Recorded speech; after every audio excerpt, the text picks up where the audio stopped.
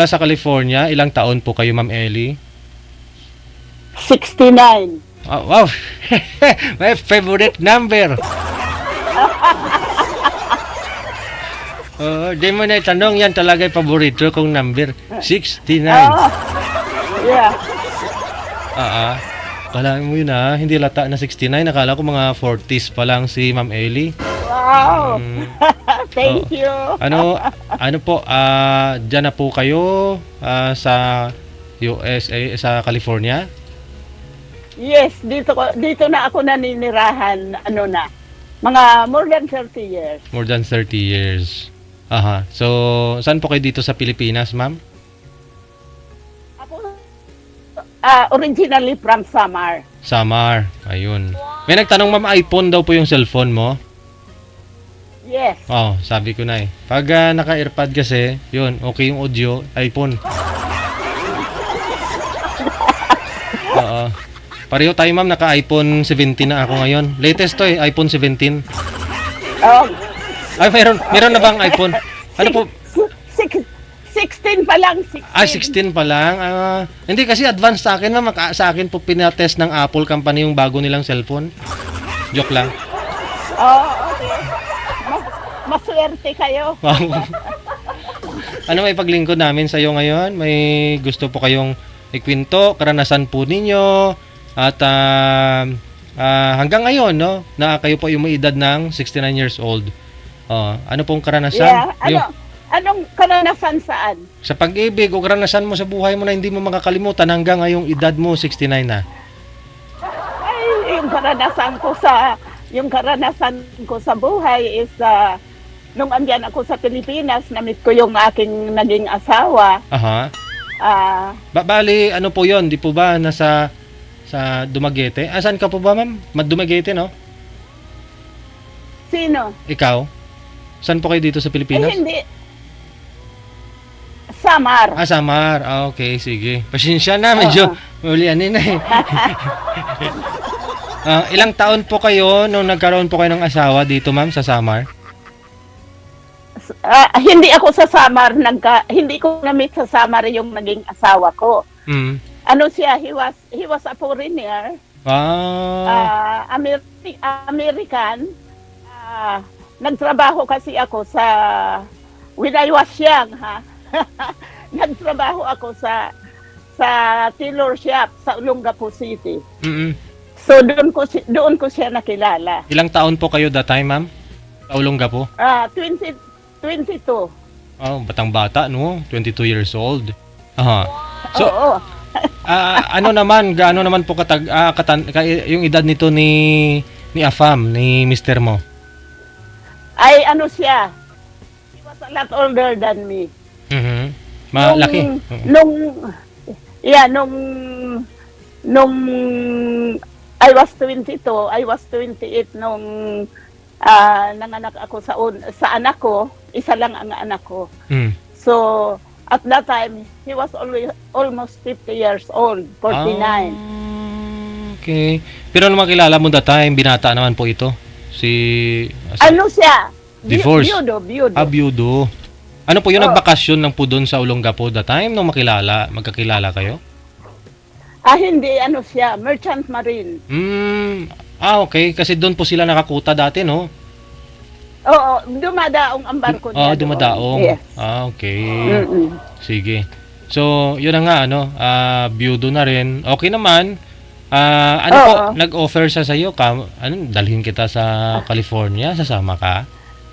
Oo, nagpakasal kami sa Pilipinas. Din after, nung una, ayaw ko talaga pumunta dito.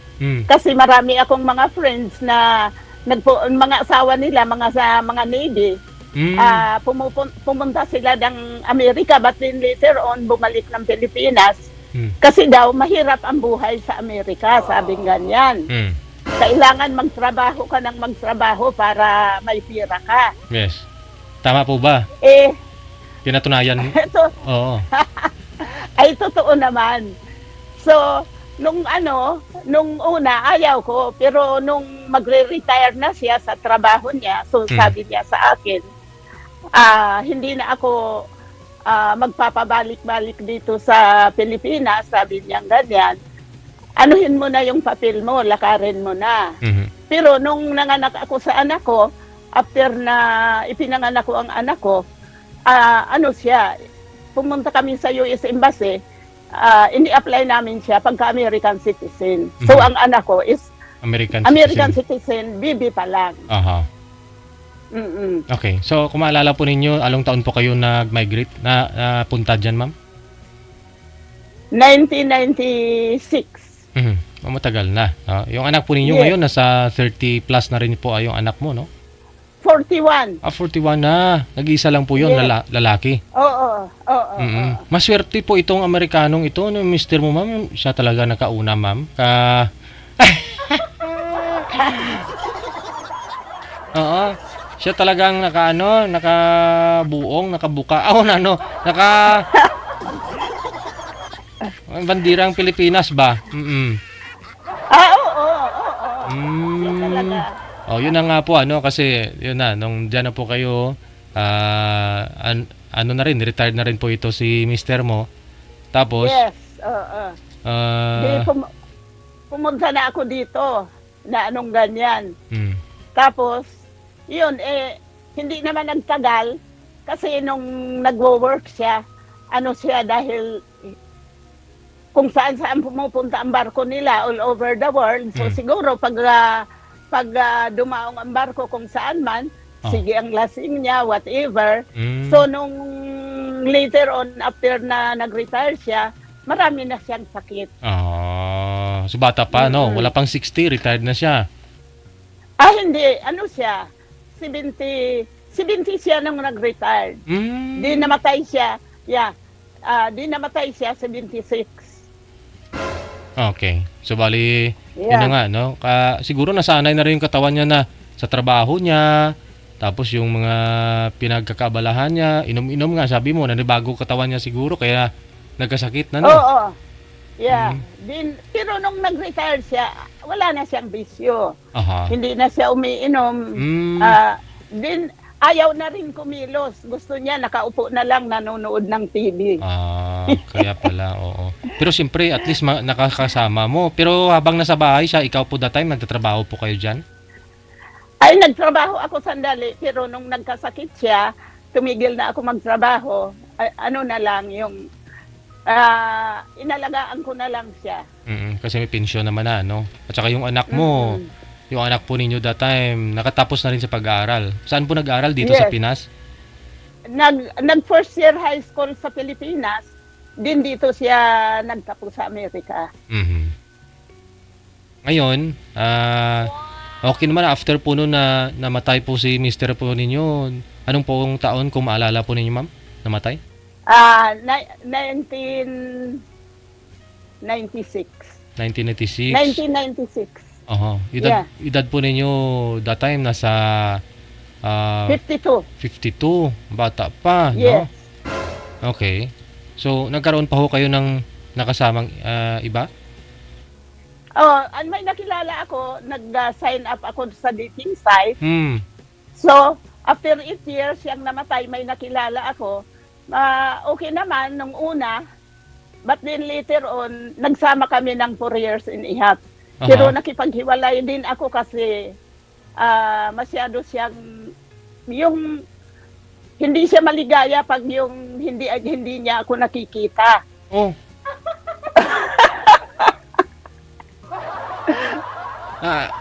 Ibig mong sabihin, ayaw niyang lumayo ka sa kanya. Yung ibig mo sabihin, let's say, kasi may mga araw na ando doon siya sa bahay niya, ako dito ako sa bahay ko. So, pag yung ganyan na wala ako sa eyesight niya, nag-iisip siya na naghahanap ako ng iba. Okay. Nagsiselos at mapanghinala, ganun, no? Oo, yun. Ganun. So, nakipaghiwalay ka sa kanya after 4 years? Kasi, nakipaghiwalay ako sa kanya after 4 years. Hindi mo na carry yung ugali, ganun? Oo, pero mabait siya kung yung ugali niya na anong ganyan, napakabait. Yun lang yung talagang, kasi pag yung let's say, may pupuntahan ako na anong ganyan, oh, mag-picture ka, isend mo sa akin. Kasi sabi niya, namimiss kita. Pero ang totoo nun, gusto niya malaman kung saan ako nandoon, kung sino ang kasama ko, kung ano ang ginagawa ko. Ano po ito? Pinoy po ba ito, ma'am? Amerikano din? Amerikano po. Ba't na lang kayo nagsama sa isang bahay? No? Ay, nagsasama kami sa isang bahay. Pag andito ako sa bahay ko, andito din siya. Pag doon siya sa bahay niya, doon din ako. Pero may mga araw na ayaw kong sumama sa kanya dahil may gagawin ako dito sa bahay. Pero kinahaponan nun, andito ulit siya. Oh. Ano po yun? Biyudo din o divorce siya sa asawa niya? Divorce siya, divorce. Yeah. Pero hindi pa rin tumagal, ano? Decide po kayo na hiwalayan ito si Second the Master. Pero ano naman, hindi naman siya pumipigil sa iyo, ayaw niya makipaghiwalay o gusto niya rin? Ay, hindi. Nung una ayaw niyang makipaghiwalay. Pero dahil ayaw ko naman na siyang kausapin. Ano nga yun eh, nung una, sige ang punta niya dito sa bahay. Pag wala yung car ko sa harapan ng bahay ko, mag-iiwan ng card. Napadaan ako diyan sa bandang bahay mo, sabi niya ganyan. So wala yung kotse mo, so I assume sabi niya na wala ka.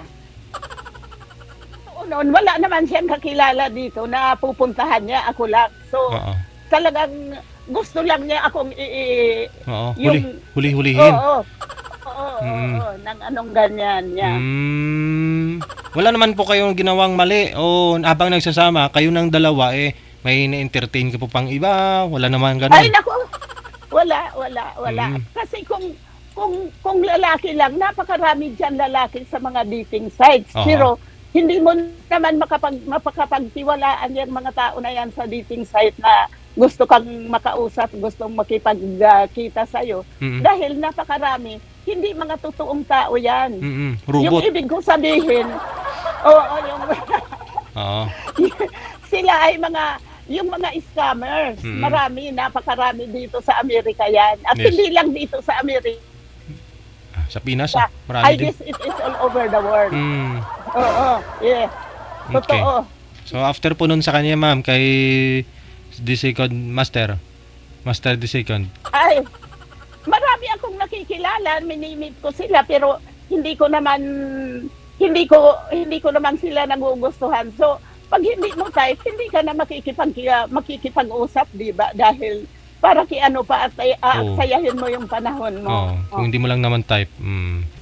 Oo. So until now, wala hanggang ngayon, wala po kayo nahanap. Wala. Mahirap maghanap ng mabait. Mahirap maghanap ng kagaya ng asawa ko. Yung asawa po ninyo na mabait po talaga yon, no? Oo. Meron po yun pamilya nung una, biyudo din. Ilan po anak nun, ma'am? Sa una niyang asawa? 2. Okay naman po kayo sa mga anak niya? Oo. Yes. Hanggang ngayon, okay kami. Hindi malapit po kayo dyan sa bahay, sa mga anak niya, sa mga daughter son mo? Oo. Yung isa, nandito lang sa mga 2 hours drive mula dito sa akin. Pero yung isa nasa Illinois. So, malayo. Yeah. Okay. So, yung anak po ninyo, may bukod na po ba yung bahay o kasama mo naman po ngayon?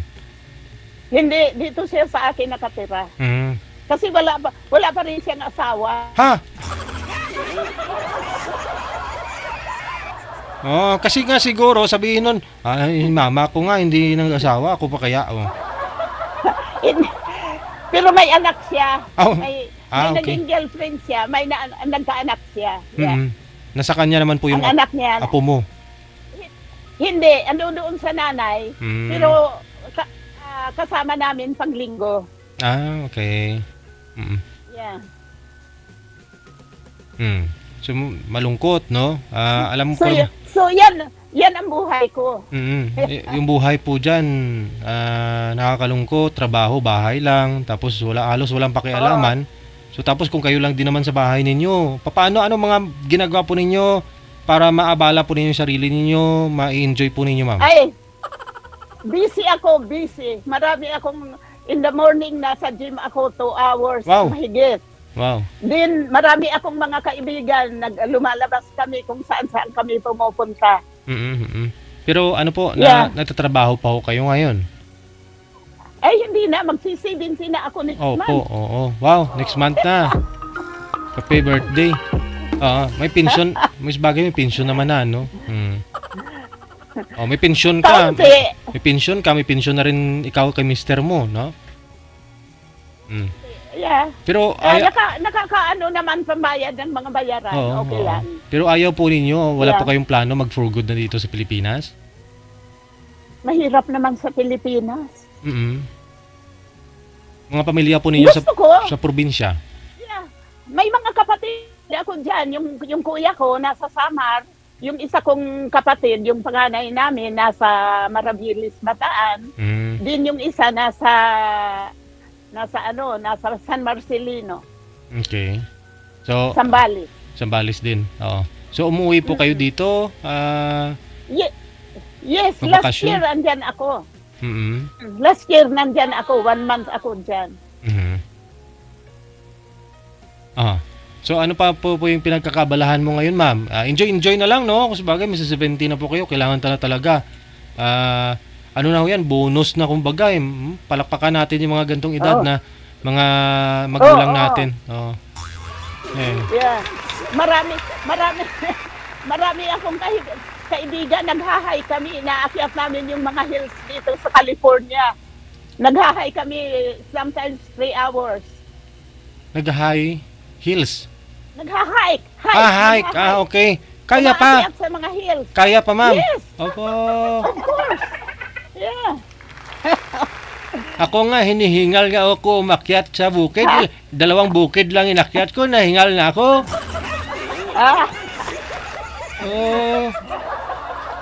Joke lang po yun. No? At least, tama po yan. No? Para, ma-enjoy mo rin. No?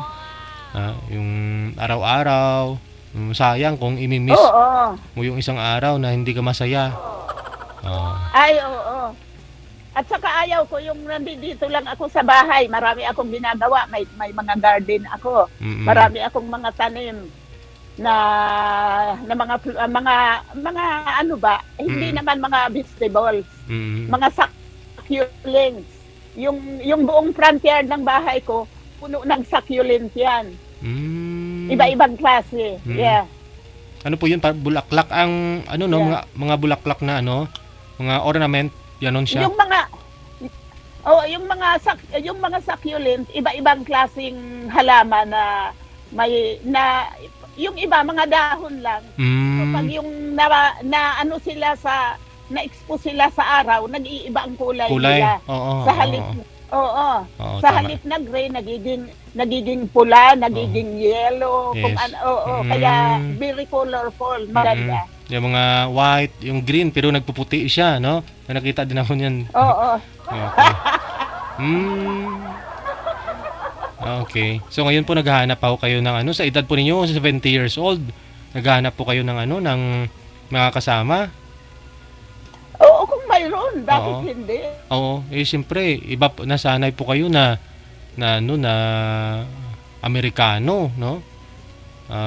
Diyan, gusto mo bigyan kitang Pinoy. Hindi po kayo naka-boyfriend ng Pinoy dito? Nandito po kayo nagstay sa may Zambales, ma'am? Wala po talaga. Wala. So, kung magkakaintindihan, pwede mo siyang uwian dito, dadalhin dyan, no? Pag sakali, no? Mga ilang... At saka marami naman na naghahanap rin yung mga nandito sa abroad, diba? Na mga Pilipino na mga may edad na mga lalaki. Marami. Kung sa naghahanap, ma'am, marami po talaga. Marami talaga. Marami pong mga Pinoy na gusto nila yung nasa abroad, no? Para makapunta na rin sila sa abroad, eh. Hmm. Hindi po kayo nagbabalak? Hindi pa. Ikaw, kung mayroon yung nandito na sa Amerika, yun na lang. Okay. Sige, sige. Much better, no? Para at least malapit na ho kayo. O kaya, Oo. o kaya nasa Canada. Kasi tawid lang naman yung Canada, di po ba? Oo. Ilang hours yung biyahe papuntang Canada? Oo. Pwede rin dyan sa Philippines. 2 hours from Canada to San Francisco. Okay. Ayun naman po pala, no? Yeah. Mas maganda para lagi kayo magkikita. Anin mo naman yung may boyfriend ka nga, hindi naman kayo nagsasama, no? Kaya nga tawag na companionship, partner, para at least lahat ng bagay magkasama kayo, no? Sa pagdedesisyon, sa pagkain, sa plano, lahat. Tama. Kasi sabihin mo, may boyfriend ka nga, companion, pero wala naman siya sa tabi mo. Edi parang wala din, no? Sige. So nanawagan ho kami. Pwede rin dyan sa Pilipinas. Basta kung huwag masyadong bata naman kaysa sa akin. So sabihin mo po natin na 70-75 yung lalaki. Ay, hindi naman 75. Kumbaga, yung mga kahit 69 hanggang 74, ganyan. Okay. 16. Kasi siguro pag 75, masyado nang matanda. Makunat na. Kasi sabi nga ng doktor, yung menopusal ng lalaki, 70 hanggang 75 yon. No, yung babae naman 45 to 50, pero yung lalaki kasi nagme-menopause din daw yan. 75 years old. So dapat yung bibigay ko sa iyo mga 74 para hindi pa menopause.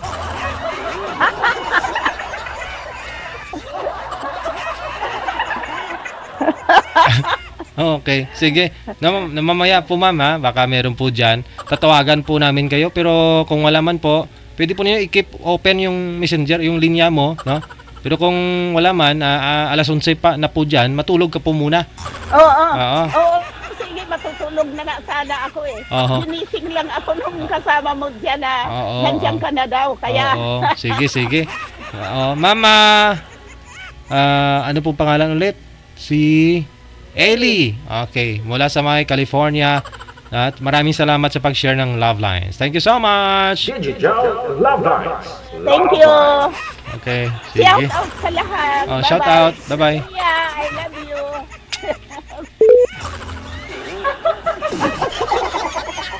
May flying kiss pa yan ha. Alam mo, mga ganyang edad, ano po yan, kumbaga bonus na lang kay dapat walang may araw, walang oras na malungkot, dapat nakabangiris lagi. Digital Love Lines.